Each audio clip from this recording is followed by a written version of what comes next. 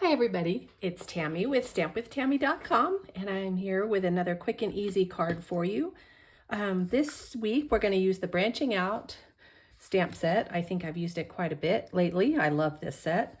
And we're going to make a quick and easy fun fold Christmas card. So let's get started. First, cut your cardstock. You're going to need a piece of old olive, and that'll be 8.5 by 4 1/4.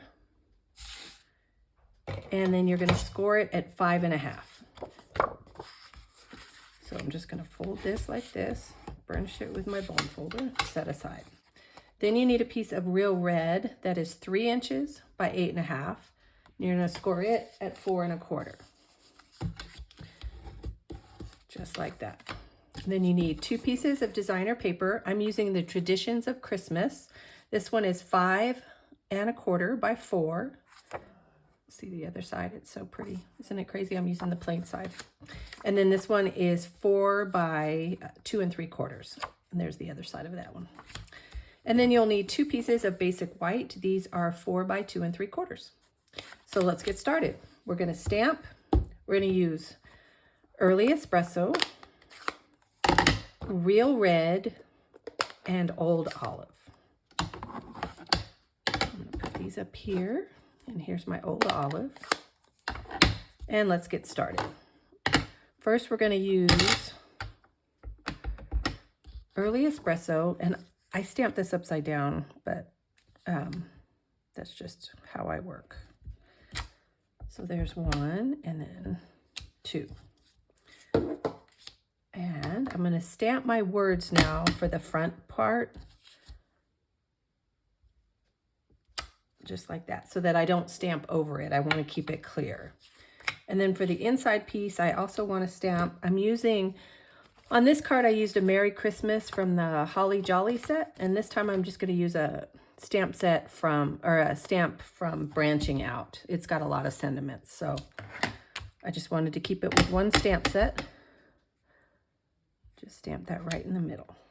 Okay, that's it for the Early Espresso, so I'm going to put it away. And now we need Old Olive. So for the inside, I'm using the 3 little, I call them leaves. That's what I call them all the time, but they're pine needles. Just like that. So the inside is done. And on this one, they don't necessarily line up with the branches. I think this one will, but these don't necessarily. So I'm just going to stamp them a couple of times just to kind of fill in my tree. And you don't have to ink it up every single time so that you have different variations in color. And so there, that one's done. The last bit of stamping is in, oh, let me put this away before I get it on everything. These are the little berries for your tree. And those also, you can get them to line up if you want to, but I don't really worry about it. I just want red berries wherever I can get them. And there you have it.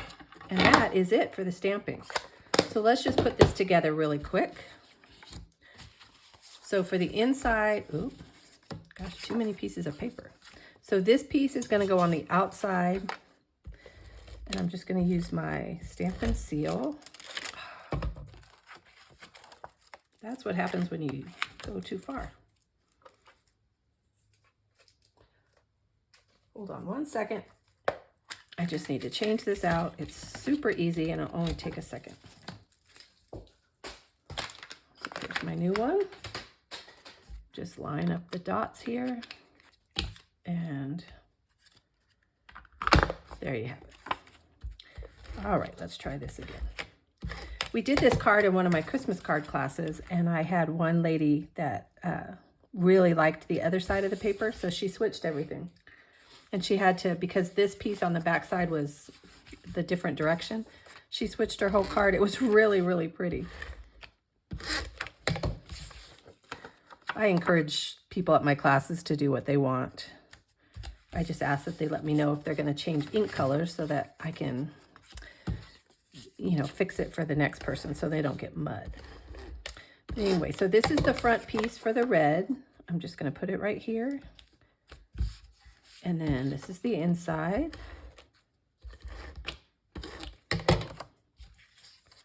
Oh no, I put it on upside down.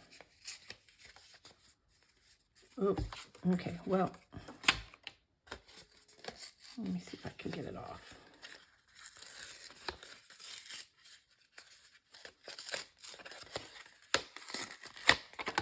Oh, that's funny. So let me cut another piece of red. Do you remember the measurements? Luckily I do. So it's 8.5 by 3. So of course the paper is already 8.5 by 11. So I just have to line it up at 3, score it like that. And I'm not going to pull out my score tool. So I'm just going to line it up at 4.25 and then run it along this line. Just like that. And there I have another piece. See, no harm, no foul. And then that one goes there. And then this one is not too bad. I just have to make sure it's not too bent up.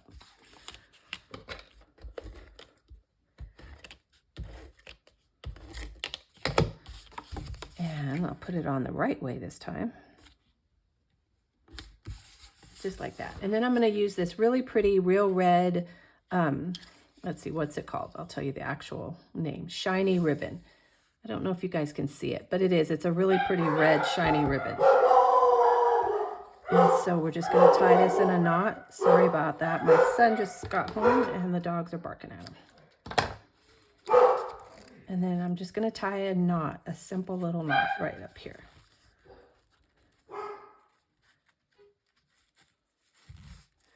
And then trim the edges.